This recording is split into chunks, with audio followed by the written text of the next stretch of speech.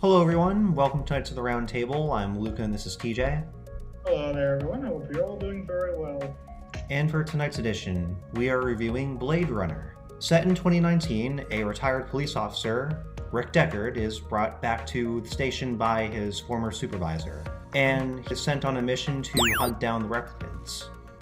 However, he finds himself falling in love with a female replicant and tries to keep her alive. So, TJ, what are your thoughts? I really enjoyed this movie. I've seen it before a few times actually, but not in a good while. I had a really good time with this movie. I didn't remember it being this good, to be honest. Hmm. Yeah, How did you it, feel about it? it was really good. I like the color palette, and I find the characters' personalities to be enjoyable. Yeah, yeah. It's very good. Yeah, really enjoyed the film. I feel it's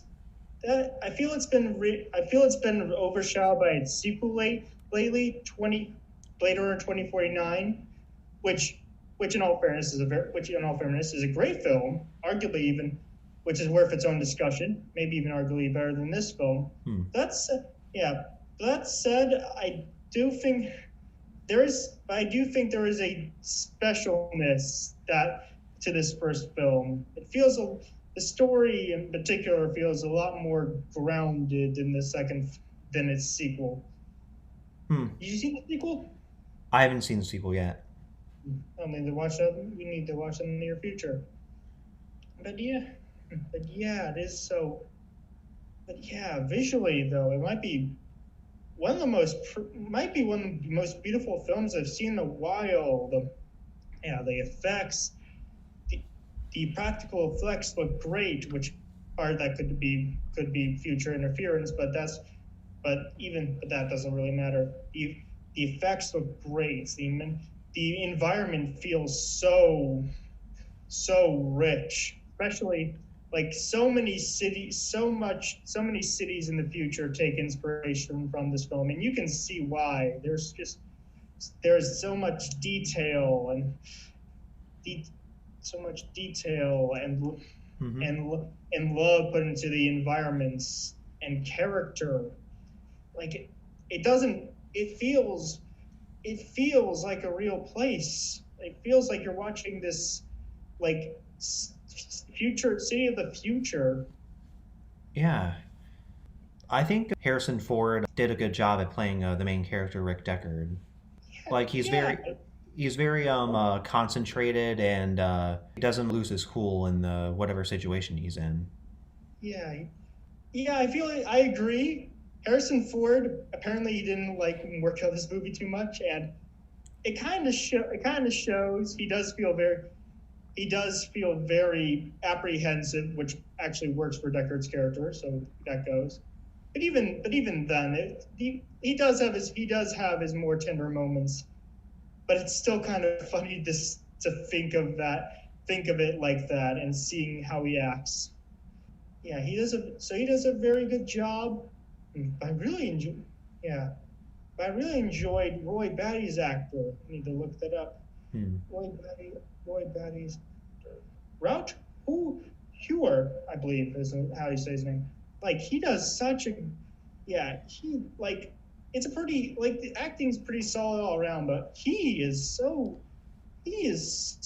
doing the role so well. I forgot how I again I forgot like everyone like the speech is the most cited thing, which is excellent, but I'm especially thinking like a scene of mine I especially like near the middle of the film when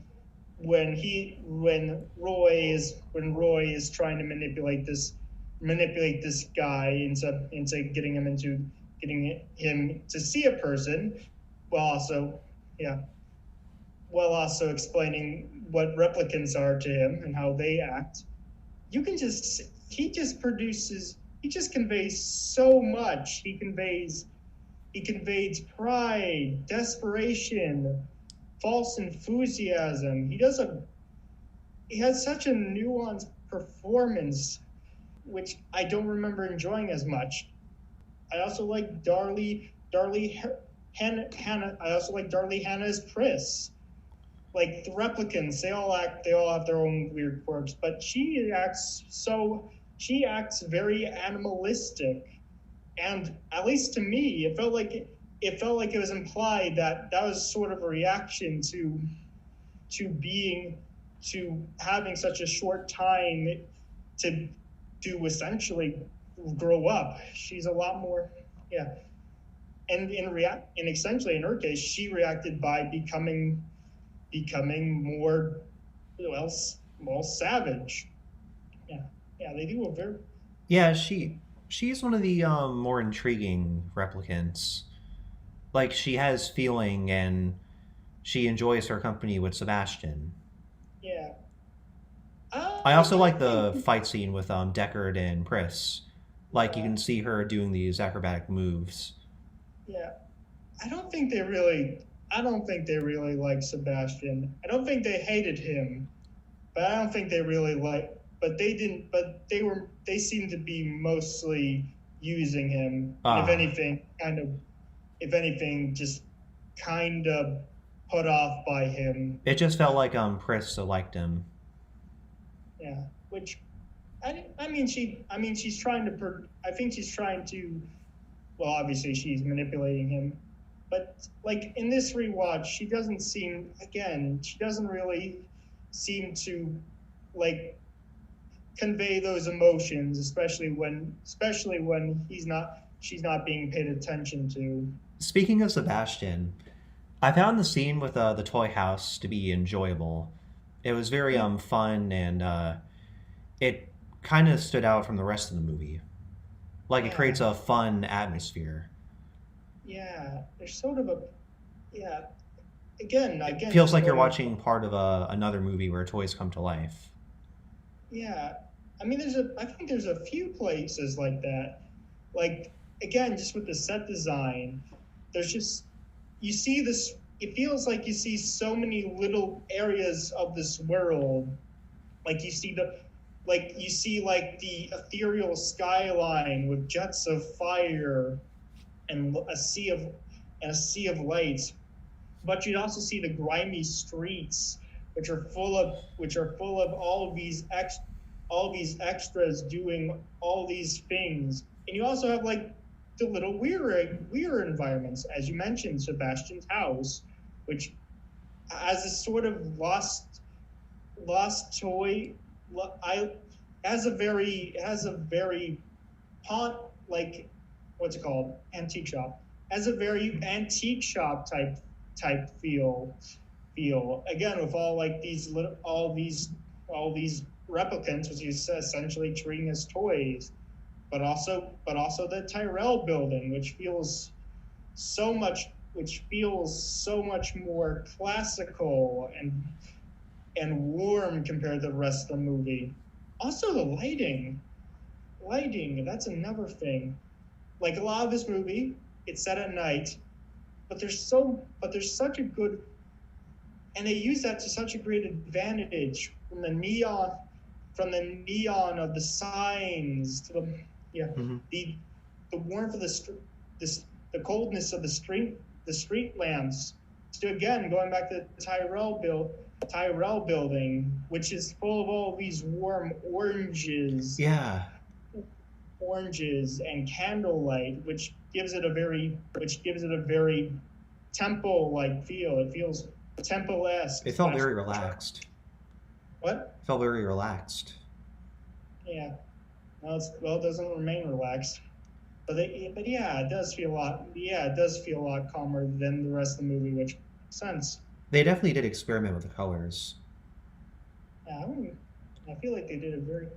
You say you like the colors. Any scenes that pop out to you in that regard?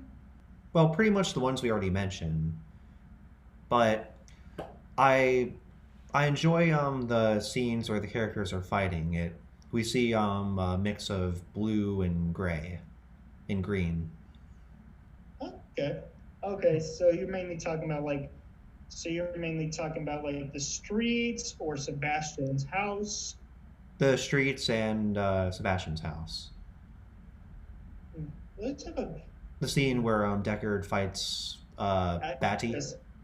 Second, The scene where Deckard fights Batty. yeah, like Empress. Yeah, okay, okay, yeah. Also, you mentioned like all the little quirks and such. I especially, yeah, which that's a detail I really like. Just all those, such a great, such a great attention to detail. This is, yeah, like directed, yeah, like this is directed by Ridley Scott, director of Alien, and Mhm. which, and apparently, I believe Ridley Scott he got his start in special effects, which explains why the effects are so good.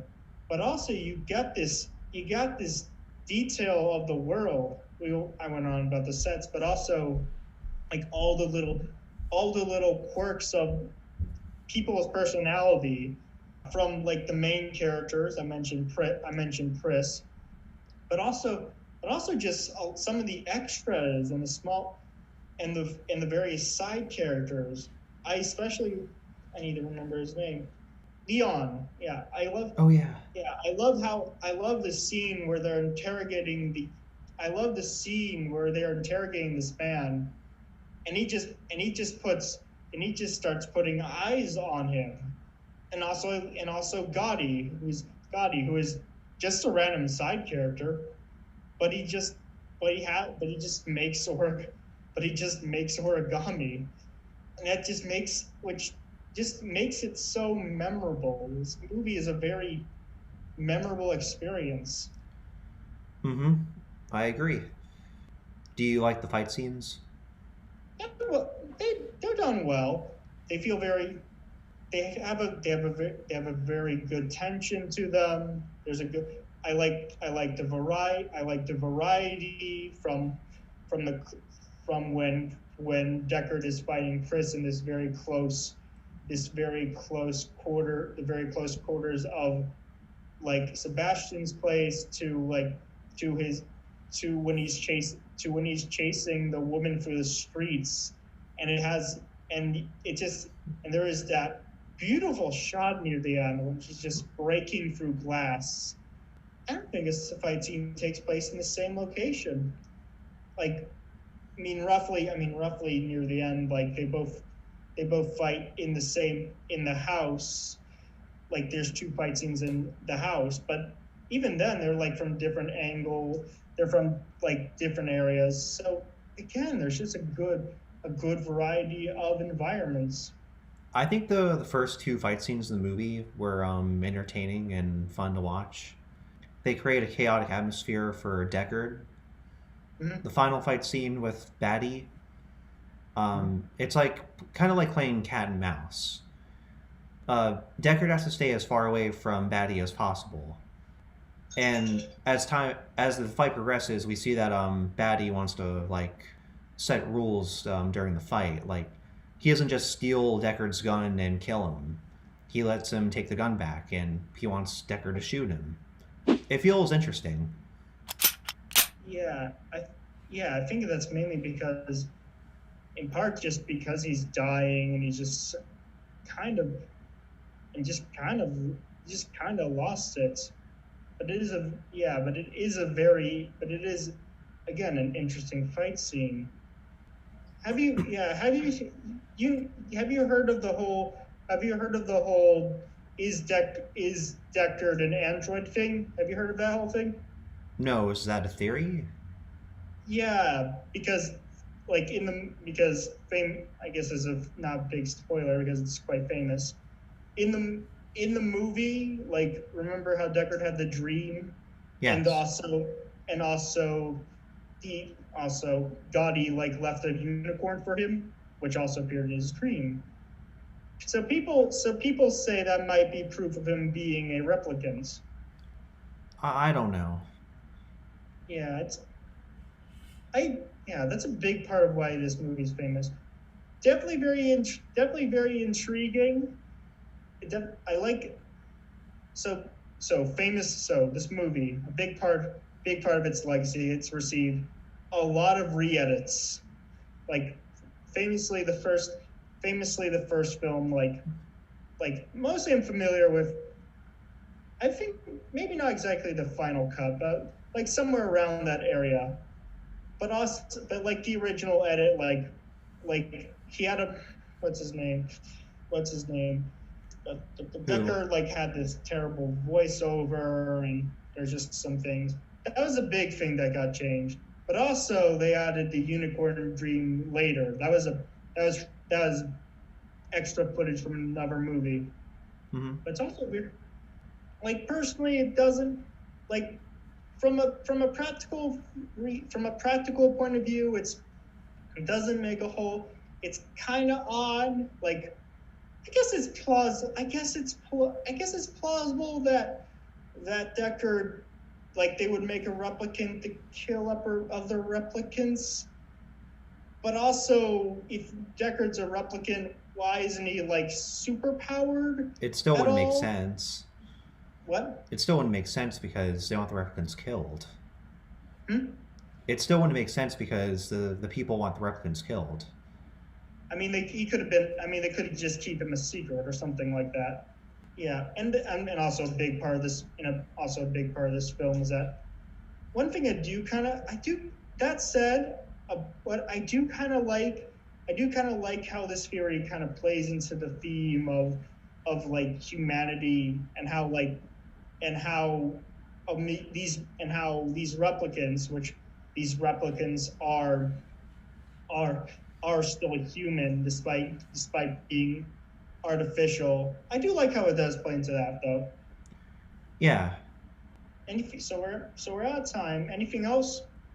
Blade Runner is an amazing film. I totally recommend it. And on a scale of 1 to 10, I would rate it an 8 to a 9.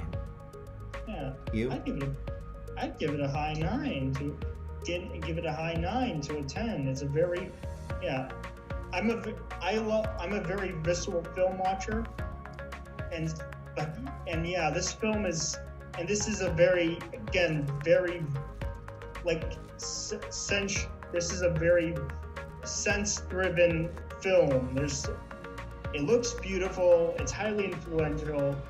It's extremely atmospheric, and I would highly recommend it. So it is my turn to pick the next movie. Yes. And I want to review From Dusk Till Dawn.